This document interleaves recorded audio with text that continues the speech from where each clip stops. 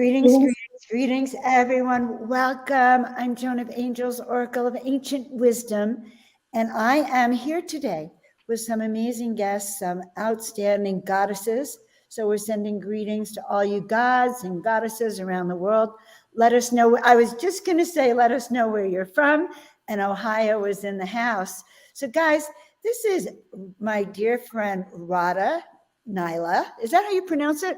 Nelia, yes. Radha Nelia, who is the CEO of Radhaa Publishing House, and she has published this amazing book. And all of us are in the book, and we want to tell you about being a goddess. So welcome, Radha. Thank you so much for having me. Thank you, ladies, for being here.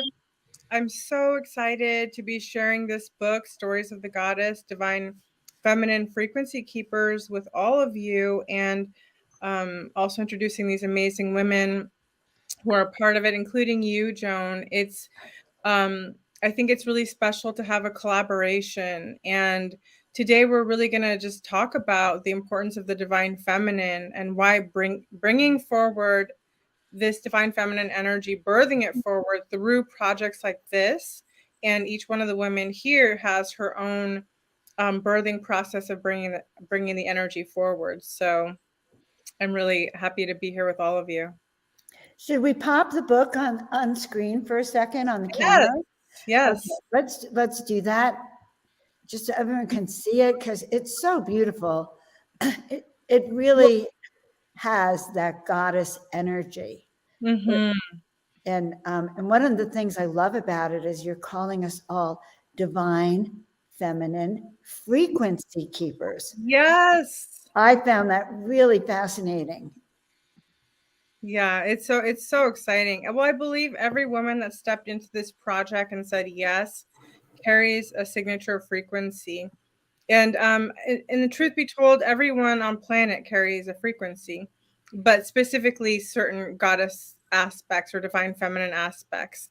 So I'm so excited about each woman here, because each woman carries a unique frequency. And when we really learn to work together, the frequencies become, it's like a harmonic universe of the divine feminine that we're creating. You know, everything is frequency on Earth. So sweet. Okay, so we have three of us who wrote chapters, and then we have you who conceptualized this whole project. So where do you want to start, Radha? All right. Well, let's start with Michelle. Hi, Michelle. Hi, Radha. Thanks for having us on, Joan, and setting this up. This is amazing. Well, we're going by trial and error, like goddesses always do. That's right. How it works out. Curiosity and adventure. Guys who are here, let us know where you're from and what, this goddess energy, how it resonates with you. Mm-hmm. Well, I am from a little town north of Seattle called Edmonds, Washington.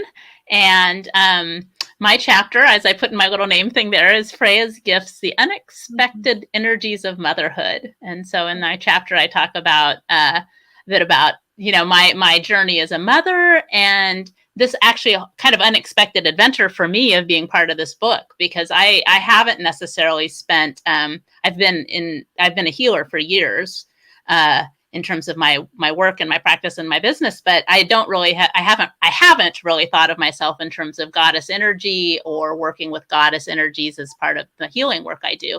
And so this has really been an adventure for me to start looking at my work in that a little different angle, and even my own adventure of living from that different energy. And to be part of this group too has just brought that out, that kind of the sisterhood energy, the communion and the co-creation has been amazing.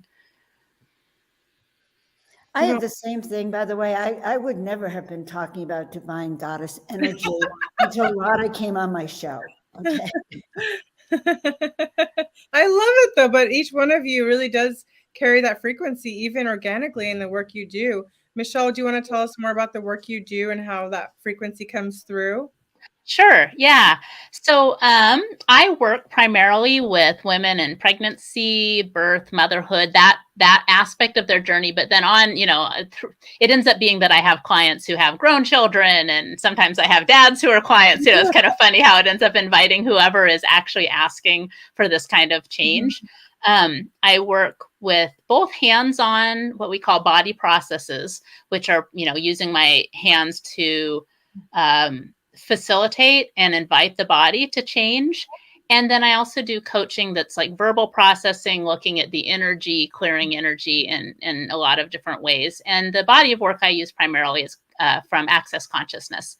My background is years and years as first a massage therapist and then a craniosacral practitioner, then getting very interested in how the body, like situations where one person in a certain situation would not be healing, even though their injury might have been less than someone in a similar situation. So I got very curious about, well, why is that? Why does the body respond so differently? And that led me down this path of of the energies of it, the stories, what is their story about what's going on with their body? And that opened up a whole universe. So it's kind of cool, like the stories of the goddess, like that,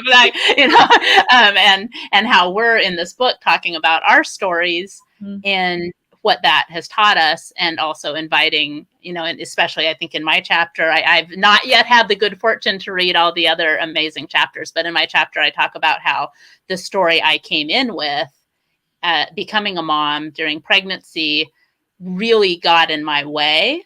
And then as I got the tools to shift that story, all sorts of new possibilities and ease opened up for me. So what I am always, I say that what I've noticed is almost always my clients come to me with this point of view that there's something wrong about them, that they're doing something wrong, that something wrong needs to be fixed. I actually don't have that story or that point of view about them. I see how magnificent they are, their potency, their power, the possibilities that they could unleash in their lives. And so then I see my role is to hold, I guess you could say, hold a space, but help to guide them, ask some questions, and be the one who can see that the miracle that they are when they can't see it themselves. So so I work with clients both hands-on and in distance sessions, and with coaching and body work and kind of the whole shebang. I love that it includes everything. Incredible. And do you want to share a little bit about your chapter? Sure. Yeah. So I talk in my chapter a lot about my journey as a mom. I became a mom when I was already in my late 30s. And so I had pretty set points of view about who I was, what were my strengths, what I thought motherhood would be like from listening to other women talk about their experience, from talking with my, family and friends, and whatever we do where we kind of collect this set of ideas or expectations about what things are going to be like. And I started with this plan to have a home birth, which I had planned and organized within an inch of its life. And then I found out that pregnancy, birth, and motherhood are all about letting go of control. And so that was where and so in the chapter, I talk about that journey, and I talk also about how what I've discovered in that is that a lot of the things that people don't tend to think about in terms of what a good mom is are actually these energies that, this energy of fierceness, an energy of fertility, sex, wealth, and abundance. Those are not things that usually people put in the category of motherhood. And in my chapter, the reason it's called Freya's Gifts is when I started writing, I was looking at how motherhood shows up in the natural world that is so different than how it shows up with human beings, and how we do it or how we think it should be. And I was thinking this was going to be a chapter all about Mother Earth and nature. And I had this awareness that there was some other goddess that was wanting to be part of this, that had things to teach me and show me. And as I meditated with that and looked at that energy, I became aware that that goddess was Freya. And the energies of Freya, as I kind of started to educate myself around that, are love, beauty, fertility, sex, war, gold, Seder, which is magic, to see the future. Like, this is all these energies. And when I read it, as soon as I read it, I just started to laugh, because I was like, yeah, that's actually motherhood. That's motherhood right there. All these things we have to bring in. And she's this goddess of fierceness and potency, and she wears her sexuality with pride and with again, with potency, and is willing to use it to her advantage. And so that's been, it's been amazing to bring that in and recognize what I already have been learning and teaching and sharing with my clients about how important it is, how it's not a gift to our children when we turn down those energies, that actually it's more of a gift when we bring, the whole shebang, the whole feast. That's beautiful. Thank you. Love your chapter. Hello, Maya. Hi, everyone. I haven't been joining the program that Radha have because I just have my first grandson come to life. So I'm a grandmother for the first time. Yay. But I'm a part of the book. Beautiful. Do you want to share a little bit about your chapter? My chapter is about what's happening now in the world with Mother Earth and humanity. And it's about the masculine energy that is causing destruction in our planet. And that's why it's very important for the feminine energy now to connect with our goddesses, because as you probably have known, the issues that we have now has to do with the potential possibility of Third World War. I mean, this is very intense. And what's bringing this up, I'm from the Philippines, and there's an issue that's taking place that's big right now between US and China.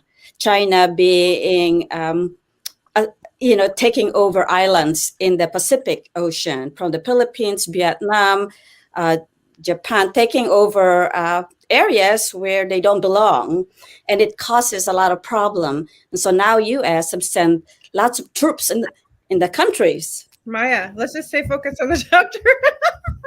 Okay, so tell us about my point is that the feminine energy need to connect more with our goddesses, because it's a very important time of this timeline to really hone in the energy that will bring peace to Earth. That's my point. That's why I'm bringing this up. Okay, that's and it's an important time to really do a lot of prayers and to really call our goddesses to come to planet Earth. So I'm not causing fear for anybody. I'm trying to inspire the feminine energy to really work with the goddesses. That's my point here. Beautiful. Yeah. Okay. Nice. So are you working with, who's the goddess that you're working with? I'm working with the Lemurian goddess, Maria McKilling. She's the goddess of nature, and she assists us when the Filipinos call upon her. Then it lessens out these traumatic things that's happening on Earth, like earthquake, typhoon, natural events that may be happening, because it's very important to work with Mother Earth, nature, and the elemental forces of nature are powerful. That if we can really work with the elemental forces of nature, it will help us towards our future desire to be in our presence. Okay, great. That's so fantastic. Beautiful. Thank you. It's so important to just keep bringing it back to the goddess, why we're here, why we're doing this. There's always going to be stuff going on in the world, but we want to stay focused on why we're here. Right? Thank you. Yes, that's the reason why I'm bringing it up. Beautiful. So you're saying that if we embody more of our true divine feminine, then we bring more balance. Is that what I'm hearing? It's very important to really work with our archetypes, our goddess beings, because there's a lot of goddesses who can assist us. And it's a time for the feminine energy to come forward and not hide. We have missions to fulfill as feminine, and being a part to balance, like what you said, Radha, to balance out the peace and order in our planet Earth. And that's why I feel like this book is very important, Stories of the Goddess, because we're honing in our motherhood, our protective nature, our divine feminine coming into being, because as the masculine caused a lot of turmoil in the air, who is in need of power, hungry for power, hungry for the control. distorted masculine. There's a lot of incredible masculine, but we're talking about the distortion of the imbalance. Yes. I'm talking about the leaders of the country who have a very strong negative masculine tendencies, who's causing problems in our planet right now, and that we really, as as we can bring our matriarch into the picture, and by feeling that into our heart and soul. And that's like my hope, that we become more consciously aware about who we are and what we bring into the picture, because we are truly important as feminine beings to voice out opinions, to speak our truth, to know what's going on, and to really hone in that energy of love, peace, and sending out positive energy into the air. And I think we really need to spread that to other feminine beings, that we're here to support that nature of peace, love, harmony, and all of this. And also the fierce feminine, I hear the fierce feminine coming through you, that it's true. The voice of the feminine is so needed. That's why this book is happening, because even now, many aspects of the patriarchy are still trying to suppress the feminine in a very underhanded way. In so many ways, you can see that everywhere. But it is so important that we use our voice, that we understand the power and gifts of our womb, of our heart, and those encodements and frequencies that are a part of us. So anyhow, Bonnie, hello. Hi. Yay, so wonderful to see you, glowing goddess. Thank you. Wonderful to see you all as well. And thank you, Joan, for hosting this and bringing this all on. What a beautiful experience to be here with everybody, having this conversation. It's incredible. We'd love to hear about you and your story. And I think, like we said earlier, each woman carries her unique frequency and gift through her chapter. So would you mind blessing us with a little bit of yours? Sure. I spent most of my life studying dance, theater, things like that, and then got married and suddenly just changed everything. I started studying yoga, became a yoga teacher. From there, it was Reiki and massage therapy and body talk healing, and started really getting very interested and delving deeply into, energy work and energy healing, those types of things. And still was teaching yoga a lot, and absolutely adore teaching, particularly university students. That's just kind of my jam. I don't know why, but I just love that sector of our world. They're just amazing. And then came the time when my mom, who had always taken such beautiful care of me, needed me to step up and care for her. And so I did that, and walked with her through her journey until she flew away with the angels like 6 months ago. And one of the most amazing experiences of my life was walking that journey with her and experiencing that transition with her, and even beyond into now. I'm still feeling the shifts and the changes and the expression of communication that she has with me still. And that is how my chapter in this book came about. And it's called For the Love of Mama. And because, it is about my journey post-transition, in that really sort of very, very delicate time when someone transitions, when someone moves on to their next big adventure, and we are still here without their physicality. And it has been such a profound time for me, because just what I experienced during that window of time was so powerful. And the choices that I made to create for Mom what she wanted after she left, and the way that came about is what I'm sharing in the book, as well as how it all was woven together for me. That experience, how it wove into and came full circle for me to see her teachings throughout my life, and how it all had sort of culminated to that point. And so the chapter is really about that, and about being able to have the strength. And let me tell you, it takes a lot of it to stand up and do something different than what is considered the social norm when you are caring for someone who doesn't wish to be cared for in the way that our society cares for people at that point in their lives, and for that person who wanted something very non-traditional when they were birthed out of this planet. And it does take quite a bit of strength and stamina to take that stand and do that. But fortunately, she had really prepared me. And the goddess that comes through with that is Earth, or often called Gaia. Pachamama, many names that it's given depending on the culture. But my mom was always such a part of the earth, raised me on an organic farm, and was always, out growing and digging in the dirt and doing things and teaching me those things, and being such a beautiful steward of the land and teaching me those things as well. And so that's sort of my journey and how it culminated into the chapter for the book.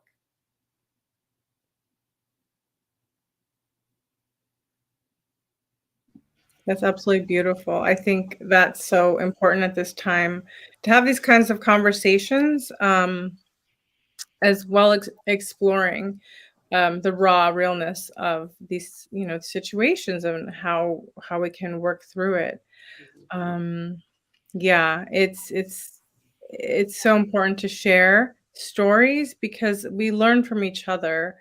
Nobody has all the answers, and nobody has all the keys. We all have a key to a door that opens, and that usually, and the stories in this book are beautiful because there's so many different kinds of stories, and each woman is bringing her key code into this book. And that's I feel like each woman has like a golden key, that she carries. So it's quite beautiful. And I'd love to hear Joan of Angels, because Okay. So I had to mute everyone if we had a lot of echo. So thank you, Radha, because you really approached me to come in and have an interview a few months ago in the summer. I'm kind of like Michelle. I really never thought of myself divine feminine. I actually had a lot of masculine energy. I ran a very large chiropractic office, and I was just very, I'd say, type A and out there. And even though the last few years I've shifted, I still had never considered divine goddess. And as we talk and being in your presence, and that's why I love the title of the book, Frequency Keepers, because frequency keepers change the vibrational energy. They're responsible for that. And we're on our show on my YouTube channel, going out around the world. And there you are, changing my frequency by talking about the goddess and bringing in the goddess energy. And that, thank you for sharing. Yes, guys, we really appreciate that. And you brought in this goddess energy for me, so strong that I'm sitting there with you online, and I'm actually, when we got off, I actually had visions of Atlantis drowning. So guys, so what happened is she helped reactivate my memories, which I had shut off because, the pain that many of us endured from the others for being gifted or healers or talking to the gods, being an oracle, being that energy healer, that light worker, we were all tortured in various ways. And after Radha, then we did an Akashic record reading, and I remembered that more. I actually had real memories of the trauma that many lifetimes, it's like they wanted to get us good. Let's put it that way. How dare we actually step out of the confines of women as slaves, women as yes women, women who So we have emerged as leaders despite the opposing force, despite the masculine, despite all of that was really against us coming through. And so, first of all, the book, Radha, I see it from an oracle point of view, is that the book, it's a time whose time has come, because we all, as women, every woman on this planet has to emerge from this male paradigm where they shut off our voice and made us afraid of our power. And so I'm getting off on a tangent on it, but what's emerging for me is that I became really aware of myself as the high priestess of Atlantis and as Hathor and as a goddess. And for years, I've always known there's something different about me, that I had an essence, but I didn't want to claim it because that would have been egoic. So just like when the psychics used to say, you should be doing the readings, I'd go, oh, that's lovely, I'm a psychic. And then I would feel like egoic about it. Oh yeah, look at me. And not understanding what it was, that the greater the gifts are, the more you've contracted to serve in those ways. Even the highest empress, the mother of the divine, works hard, because it's not an honorary, just a title. It's a position where you've said, we're going to take more responsibility. So when I felt into writing the book, new energies came forward. It had these memories of losing Atlantis, of losing my status, of losing my tribe. It had these memories of people I knew being tortured for lifetimes. I could see it. It had this memory of my friend Alan, who carried the scrolls out to all these mystery schools around the planet. And then the fact that I'm doing that right now, going around the world, activating these ley lines in these mystery schools, it has brought me to tears. So that's the story. But as I felt into Hathor, and I did a video, there's a video on my YouTube channel about becoming Hathor, I merged with her. And I started studying some of these Egyptian technologies of how the magicians, the whole purpose for Egyptian magic was to actually bring the god into your room so you can talk to them. And guys, I want to bring the angels in, and I want to bring the ETs in. So I'm like going, yeah, bring it on. And as I was writing the book, I had an experience with Hathor and with Ra, where I found myself in their bodies, in their sculptures, rather, the marble statues we see of them. And boy, oh boy, what I realized is that all these gods and goddesses are waiting for us to wake up and almost embody them so they can be reawakened and their energies being brought forth again in a different way now, and more aligned with humanity than they ever were. And so, Radha, it was the most beautiful experience of my life. And I want to just thank you for it. Oh, thank you, John. That's so beautiful. That's what it's all about, is we are all awakening from this amnesia, each one of us, and different layers and layers. And I think each woman here is that we're all activating each other, right? We're just it's happening, and it's good. It's powerful. It's positive. We made agreements to be part of this project together long before we came. I believe that. Every book that we curate, I know that there's that soul agreement that we're going to do this. And it's so meaningful, to bring these voices together and to reawaken together. And that's the potency of what happens when the feminine comes together. Whether we know it or not, it's happening. There's an alchemical sort of energy happening even in the background, even while we're just processing, while we're doing the promo, while we're sharing. There's an alchemical resurgence, and it's a renaissance of our spirits, of our voices. I believe in the neo-renaissance, bringing forward the voices back, bringing forward. And thank you for that. I just saw that the Divine Masculine supports. We love you too, Divine Masculine. We know that it's been tough on you too. All parties have been attacked, and that's why we're stronger when we come together. whether we're really consciously aware of it or not. We really are meant to collide, like our stars are meant to collide, and we create something actually even bigger, a supernova, together. And this book will have these frequencies that are embedded into them, well, and they'll be here long after maybe we transcend somewhere else, but this is what we're leaving. This is part of our legacy. And maybe, so whatever it is, we're creating something beautiful.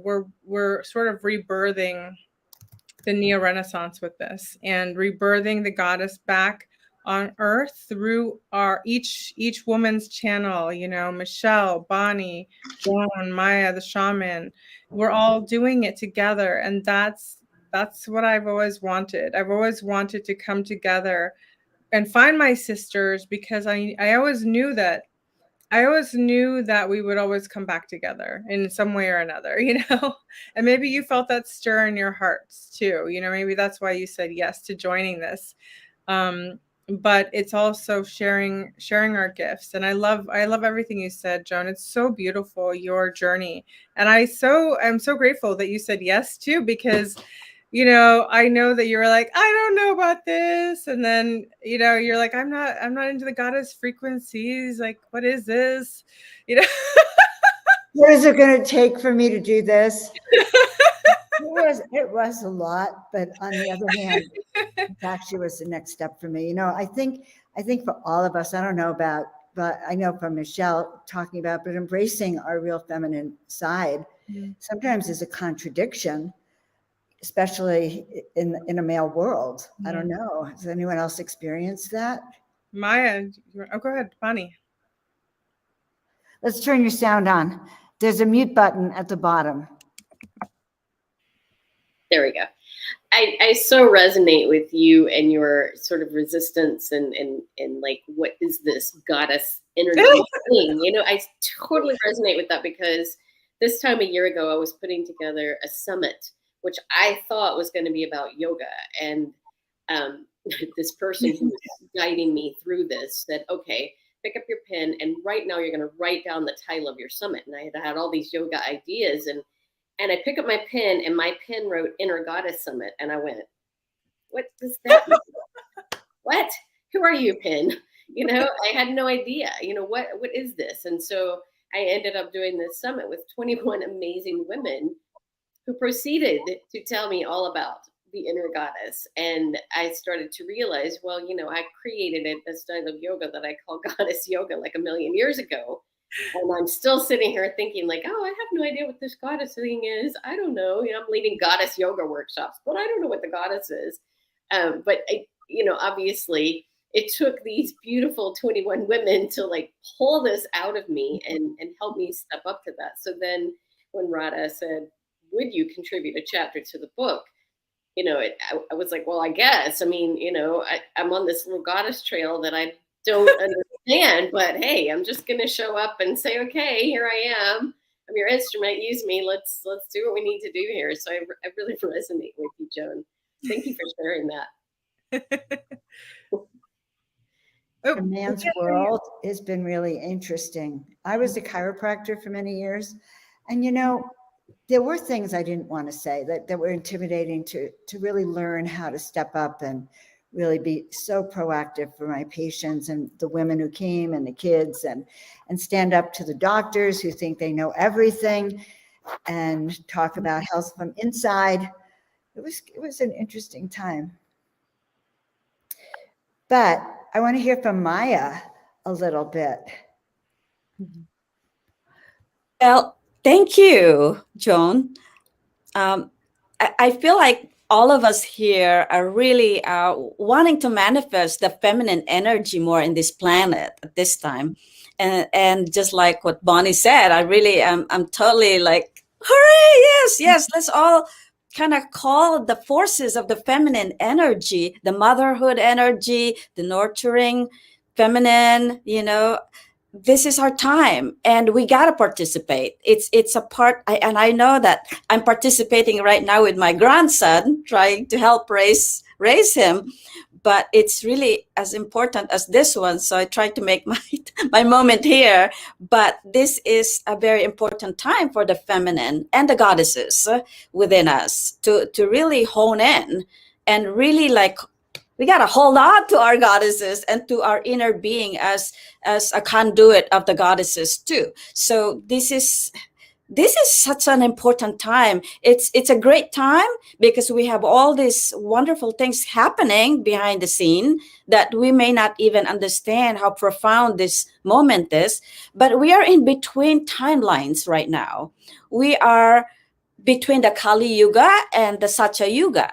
And there is a juncture between that, and this is where we can truly manifest. And so it's important to call upon manifestations to come into being. And as the feminine helpers of the masculine, of the divine masculine, we're here. We have the power to do it.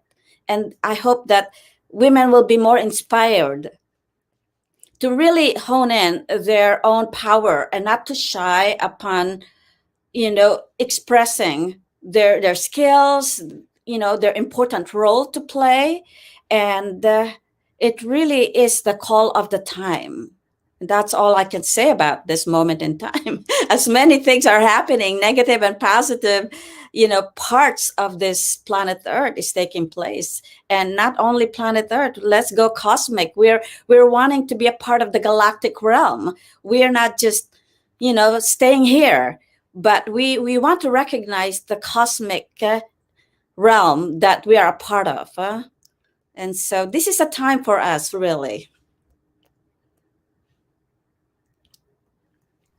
Beautiful. Yes, it's our time. It's our time to share. We mustn't hold back, and I really believe in so many ways, many of us have had so many lifetimes of being priestesses, oracles, and what they say is witches. I have those past life memories. We've all been really, really traumatized to shut down the throat chakra, shut down our heart, shut down our thoughts and feelings about what's going on, and not participating. But this is a call to all feminine to participate, to show up, and to really recognize that your voice is important. Your skills and gifts are important. Everyone here has incredible gifts that you're all contributing to other people's lives, as healers, as medicine women, as oracles, priestesses, shamans. So I honor the feminine in each one of you, the goddess in each one of you. And I'm really excited that this book is going to actually help awaken so many more, feminine, and that we're just we're putting the call out. This is a frequency bandwidth call, just like how we heard the call to come here, right? Many of us have heard the call that this was that for this whole entire cycle, we come down and be part of this long, arduous cycle. And that we're really getting at the end of it now, at this Kali Yuga cycle, as you said, Maya. So, some people may be familiar, some may not be. Do you want to share on that a little bit?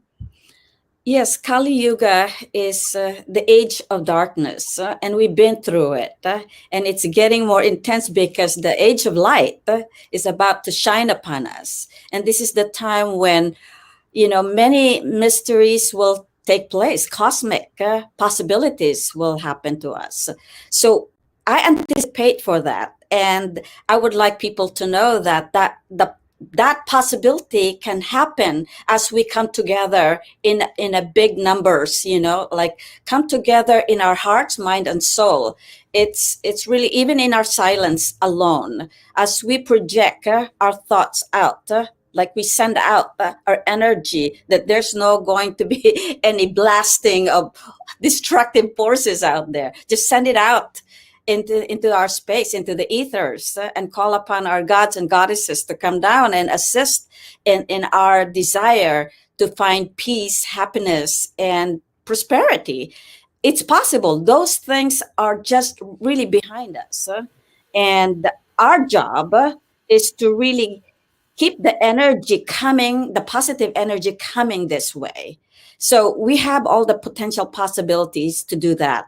We all have our strength, our inner voice, projections, and it's time to call upon manifestations, because we can manifest. This is the layers now is thinning, and so we can call upon manifestations to take place. So we don't, I call upon my goddess of nature, Maria McKilling, to support in holding the grounds for peace and protecting Mother Earth from having to experience more trauma for humanity. We don't want that anymore. So my affirmation is that I do not agree to any destructive force that is being set by other beings out into the ethers, and I don't agree with that. So I'm saying this out loud because I'm not in agreement for any wars, any atomic bomb being pushed out into this planet Earth. I don't agree with the dark forces to continue their selfish motives. How about that? Their greed, their destructive tendency, their insanity. I'm calling I do not consent. I do not consent. You know, I think that's so important that we vocalize that when we're not in alignment with something, you know, collectively going on.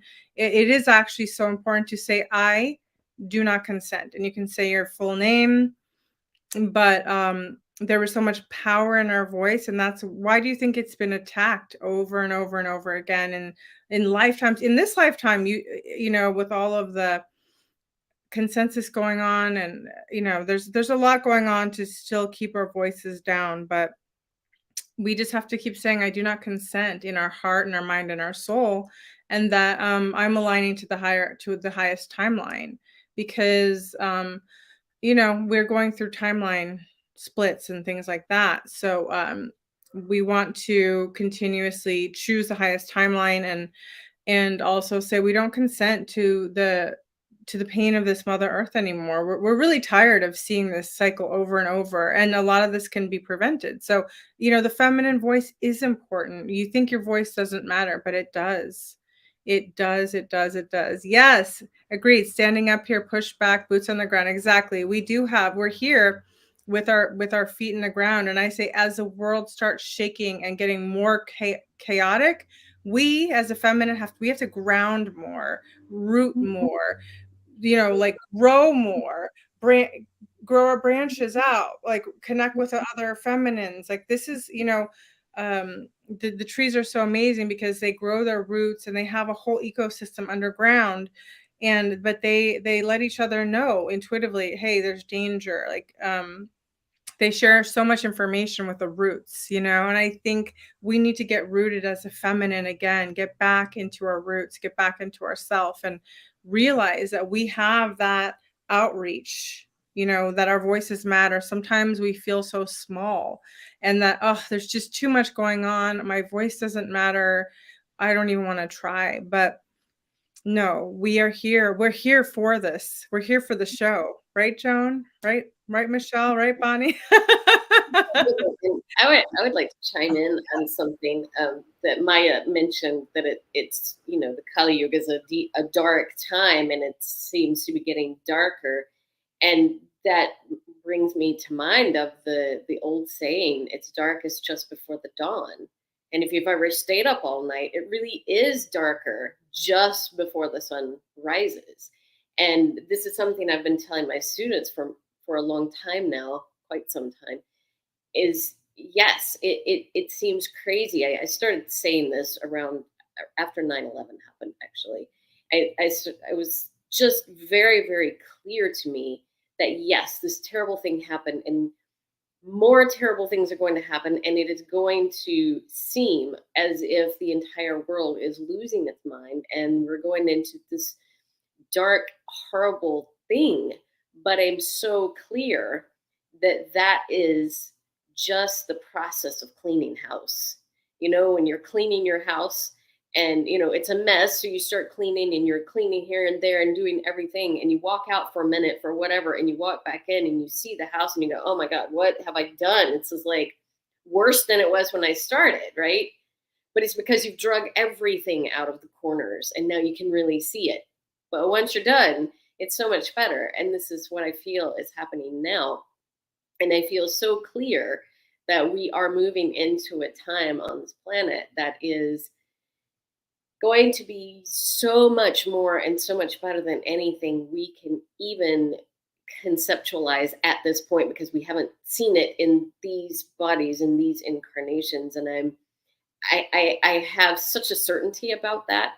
And I find it so important to share that and to ask other people to hold that space with me, because obviously where we put our attention is what we get.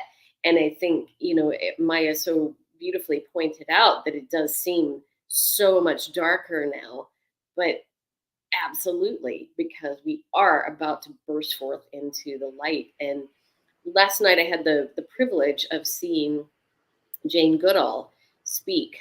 For those who don't know, the almost iconic primatologist from England. And she talked a lot. And I found this so interesting because she's about to be 89 in a couple of days. And she was bringing up, and she kept mentioning her mother. She talked about her mom and how her mother's support had gotten her where she is today. And then she talked about how important the mother is to the child. And even, comparing it with the chimpanzees that she lived with and worked with and still works with, and how in the chimpanzee community, the mother who has a child that she pays attention to, that child moves up in the society and grows and is a much more powerful, let's say, member of their society.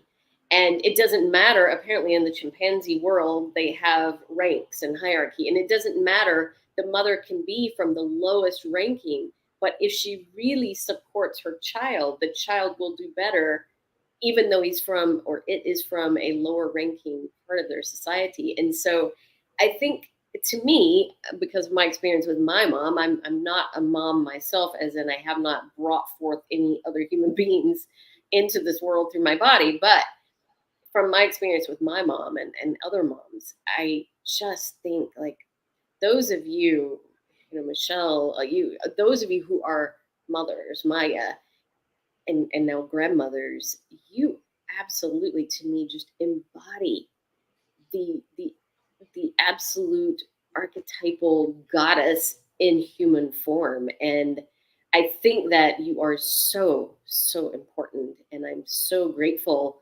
for you holding that space and stepping into those shoes and having the courage to do that, because I think it is more important than we even realize. And I'm so honored to be around mamas, and I'm so blown away by going to hear this woman who has worked with chimpanzees. And one of the major points she made is how important the female is in the society, and particularly the mothers. And so I just think it's really beautiful and really important that we honor the mothers and honor the mamas in our society. It's a good time to hear. That was so powerful about the mothers.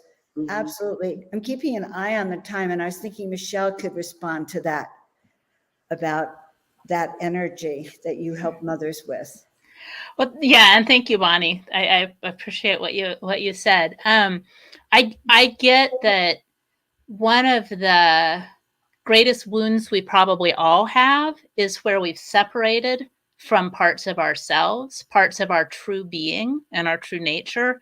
That one of the greatest destructive forces in the world now is where we have this judgment over this is right and this is wrong. This is a good energy. This is a bad energy. This is what feminine energy is supposed to look like. I know that one of my greatest, and I've been thinking about it a lot with what you were saying earlier too, Joan, about your role as like the head of a company and, a busy practice, and that in my family of origin, my mother is a strong woman, and she has magnificent gifts, but she played the role of the yielding one, the caregiver, but also the caretaker. And my dad's energy was was a more intense or dominant energy. And so as I grew up, I actually aligned and agreed with being that more dominant energy, or because that's what I saw as being powerful. And really with having those definitions of this is mom energy and this is dad energy, I actually separated from having the wholeness of all of that, where I am the nurturer and also the one who will like, I was just yelling at them because they're out in the hall and I told them not to come down here and they're thundering and I'm like, okay, guys.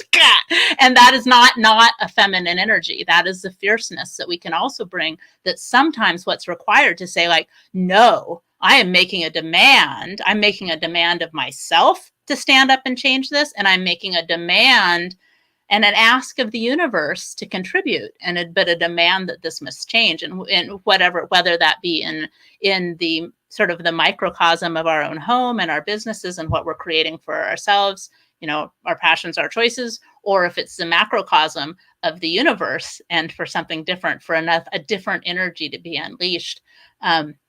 So yeah, and so that's, I had this really cool interview with a man named John Ashford that's on my podcast. You can find it out there in the world, the Calmer Mom podcast. But he was speaking to exactly what you were saying, Bonnie, that requirement of the honoring of the womb, and what a difference. He actually works with men who are in have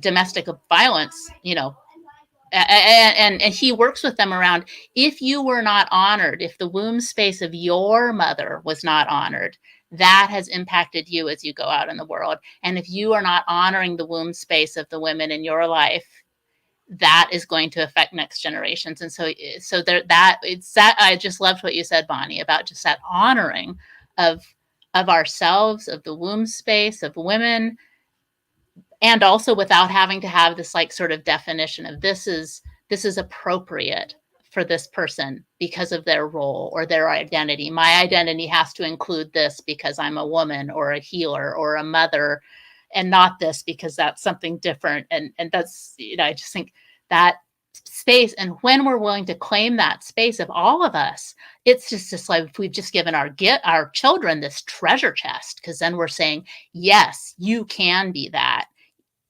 Because I'm willing to be it too. And that's what, it's like, that's generational. That's generation into this future of light that we've been talking about. I'm just really awed by the kinds of things we've covered today. We don't have a lot of time, so maybe we can, what do you think, Radha? We should just summarize like a short message from your goddess, or? Yeah, I mean, I just want to encourage everybody that's listening to just grab a copy of the book.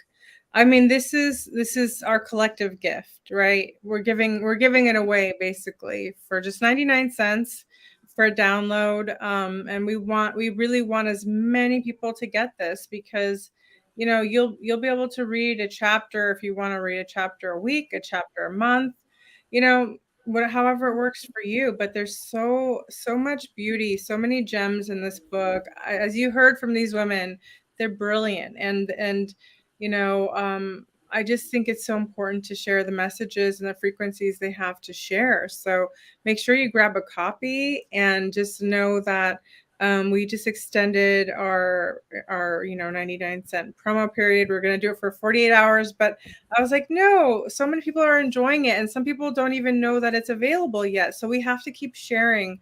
Ultimately, that's what it's about, right? We give it out, we give it away, because what's the use of keeping it all for ourselves? We have to keep giving.